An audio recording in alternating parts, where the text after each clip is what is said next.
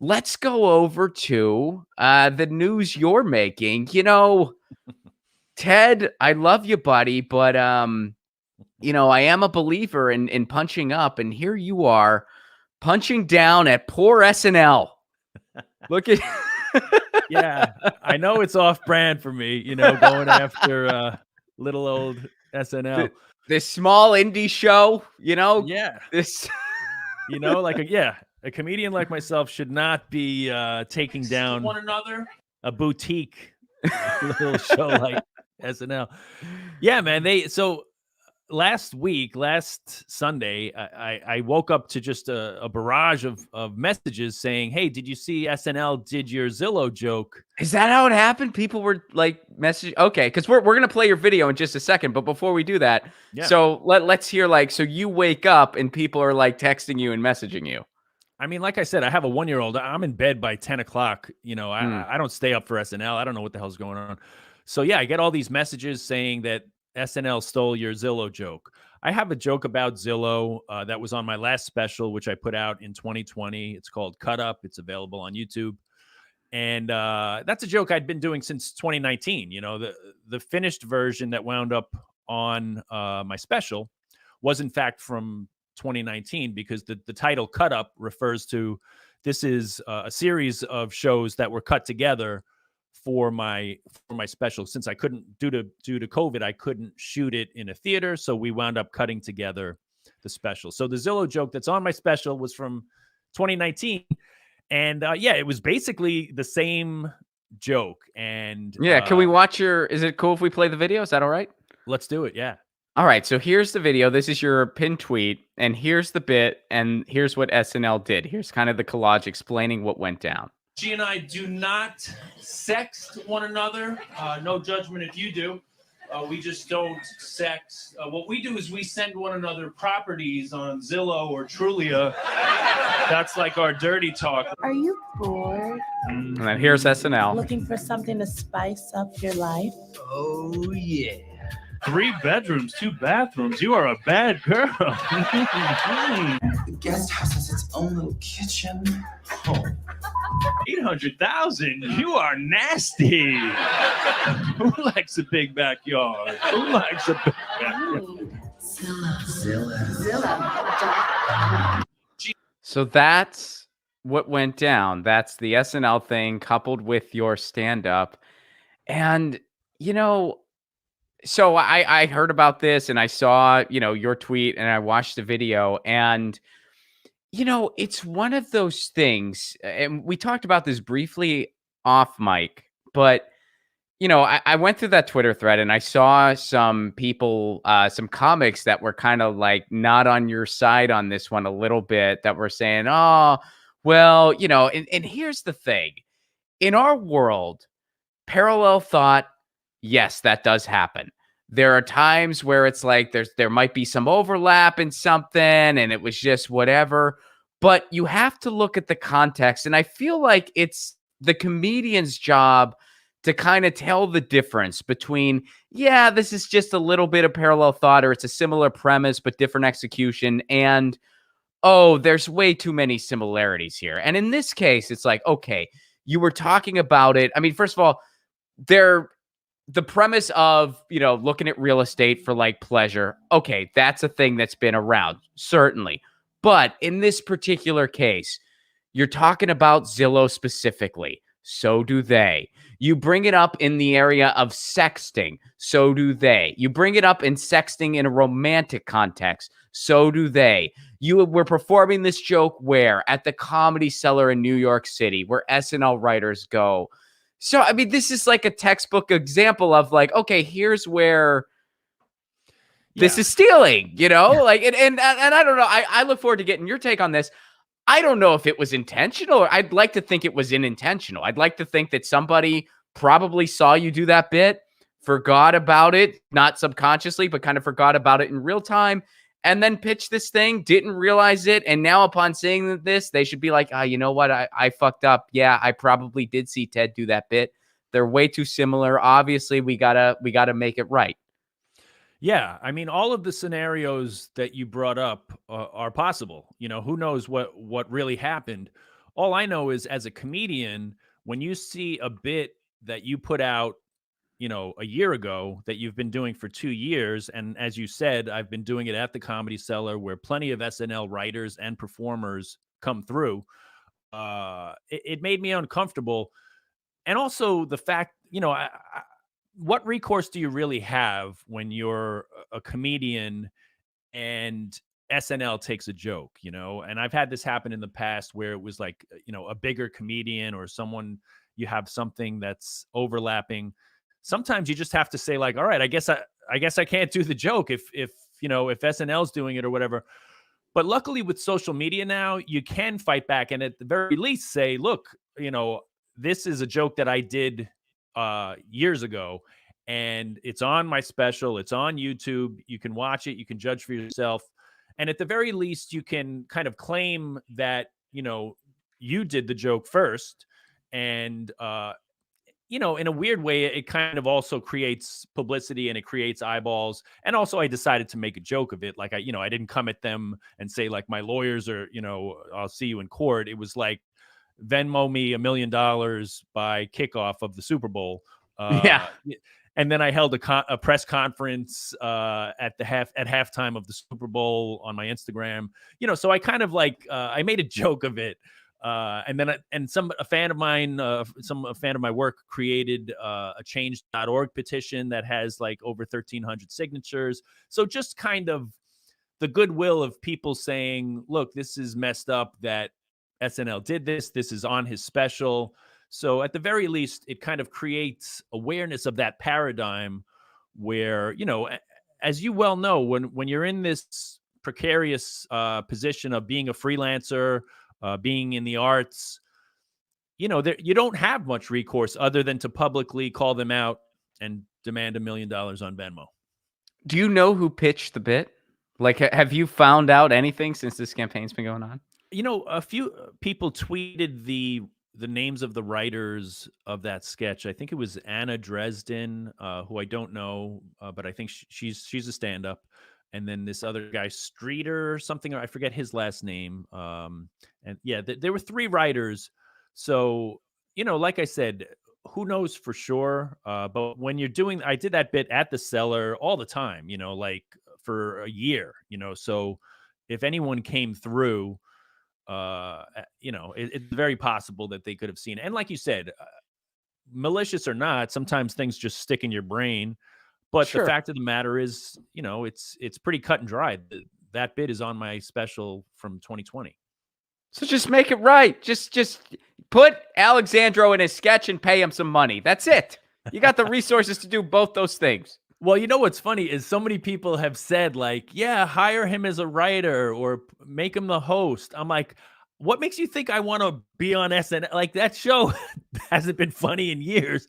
I don't want any part of SNL. I don't want to be the host.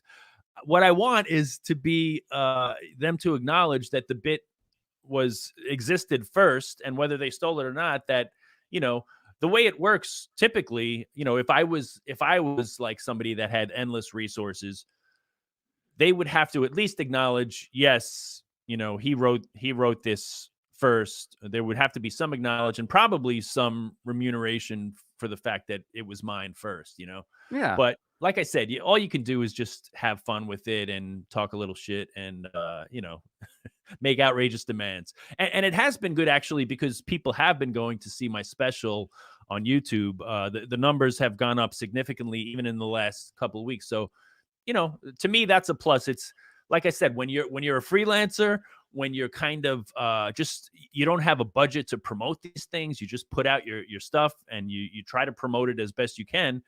In a weird way, it's almost a gift that falls into your lap, under horrible circumstances, but it helps promote.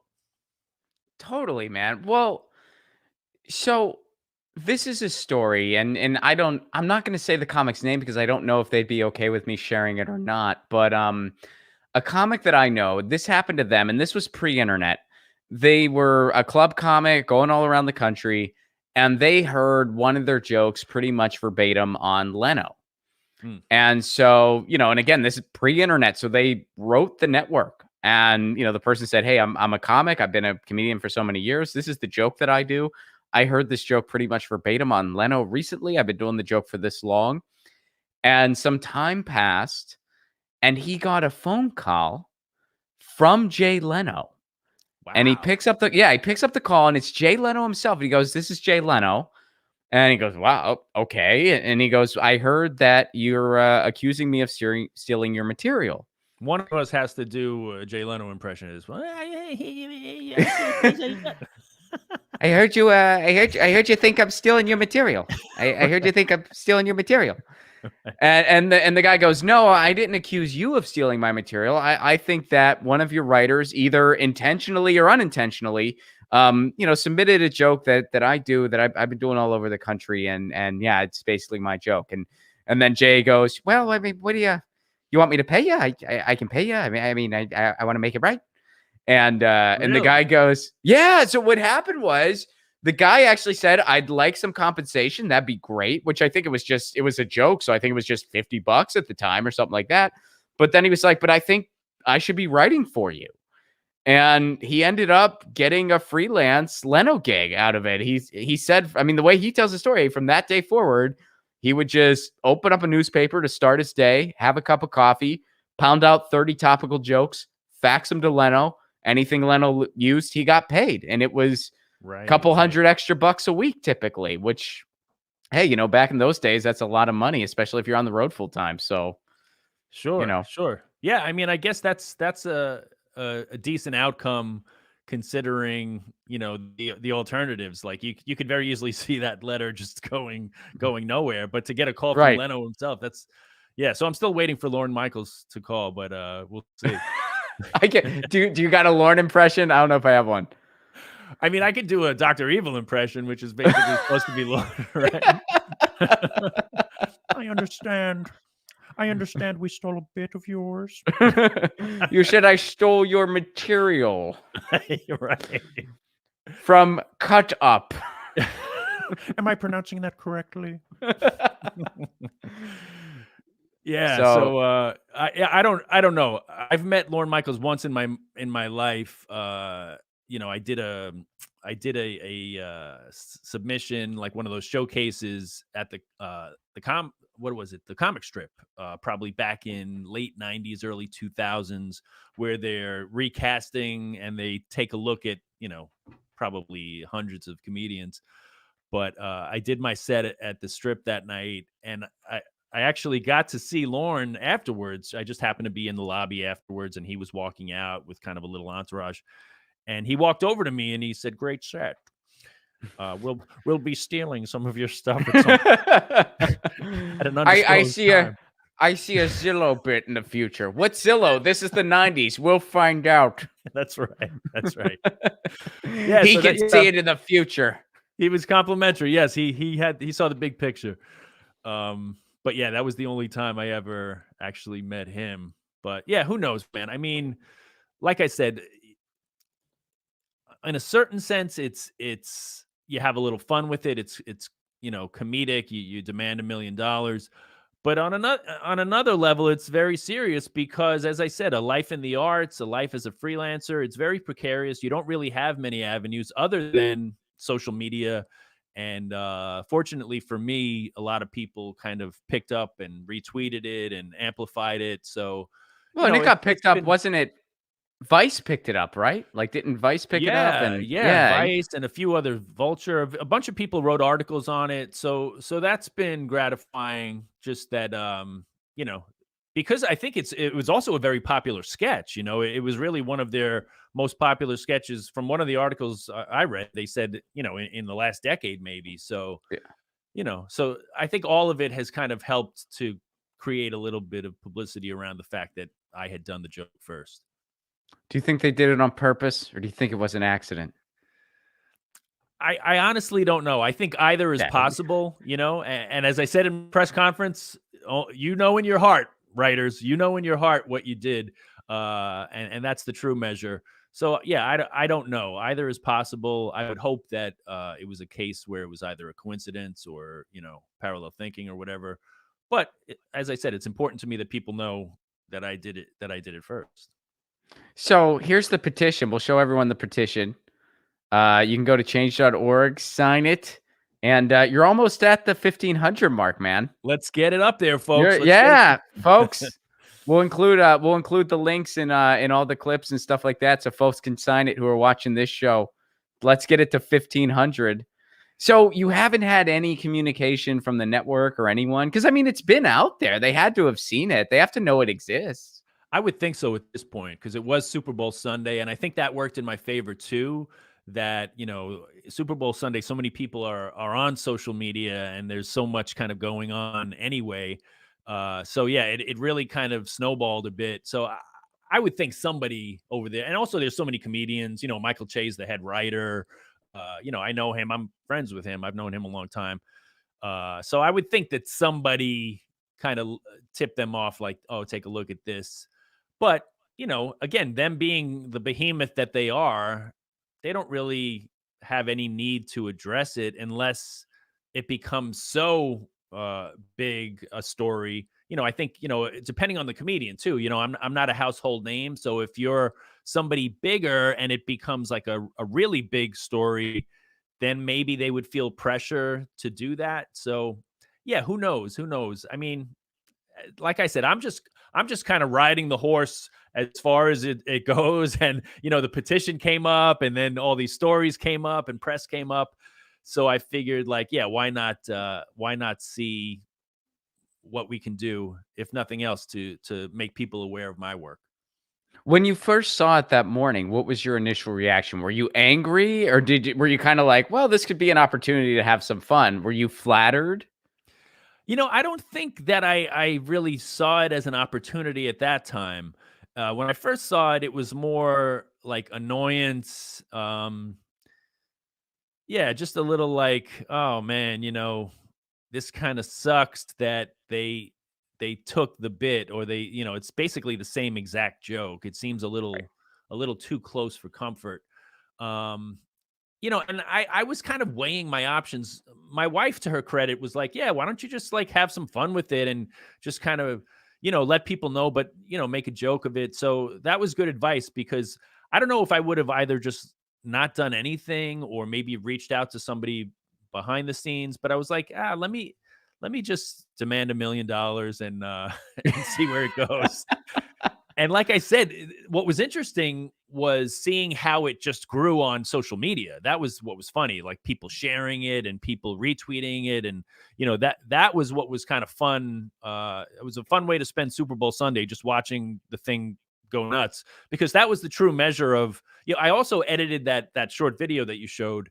I just took the time to put them side by side, because I figured, like, well, if people can see them, you know, side by side, that might help as well. And yeah, it took on a life of its own. So I'm glad that it did. Yeah, well, I mean, I'll be honest with you, Ted. I paid more attention to your thing than I did to the Super Bowl. I didn't watch the Super Bowl this year. I usually will, like, I mean, usually you're going to an event, so it's just on and it's just like an excuse to socialize. But with the pandemic, you're just like, so I just had no desire. Like, I didn't have the game on. I was just kind of whatever. And then I guess, like, there was that dude that went streaking, and apparently the halftime show was not great. I mean, I don't know if that's all I heard.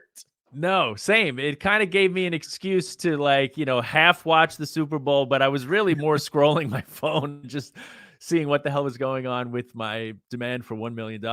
And also, I did the halftime press conference, so that was kind of like silly as well. That's on my Instagram.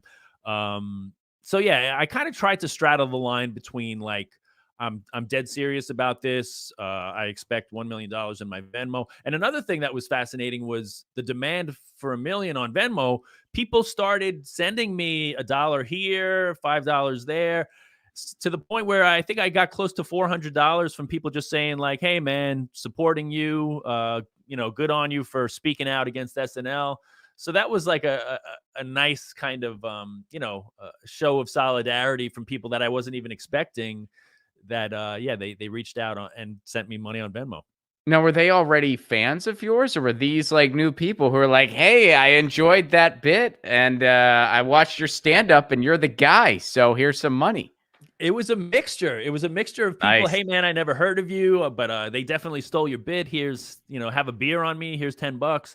Other people that said, I've been a fan of yours since you put out your first special, and here's $5, here's $10, whatever. Yeah. So there was a mixture of people, but the weirdest thing was there was one username at L Michaels that I don't know what to make of that. This is shut the fuck up money. Right. That's what it said in the $1. Right. Good luck to you. I remember that set. It was good. Yeah. That's awesome. Yeah, well, man. So it's been fun. The whole thing it's been well worth it. It pretty much hit every mark that I was going for. Like, let people know it was mine, have a little fun with it, let people know that SNL has stolen bits in the past. So I think it created awareness around all those things. So it's been worth it.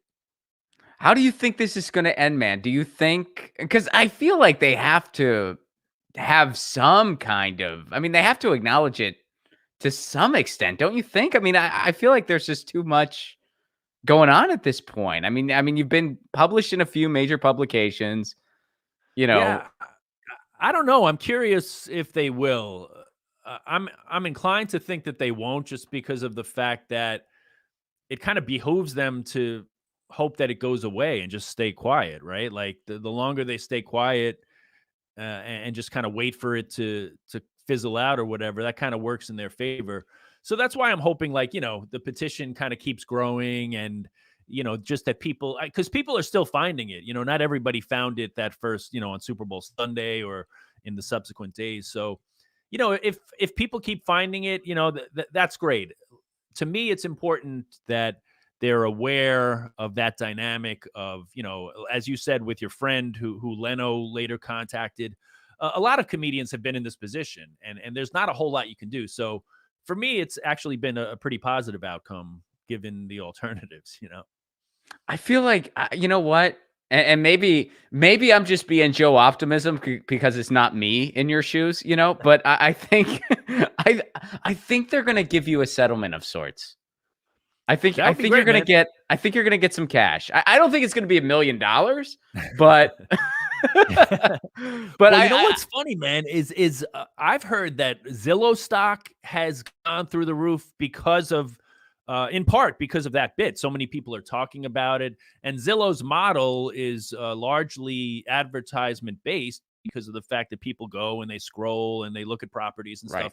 So this sketch, in a big way, was kind of just further advertisement for Zillow. So who knows really the dollar amounts that this bit that I wrote has kind of helped with SNL and with their advertising and all of the articles that have been written about them. And, like, who really knows what so maybe $1 million is actually a bargain.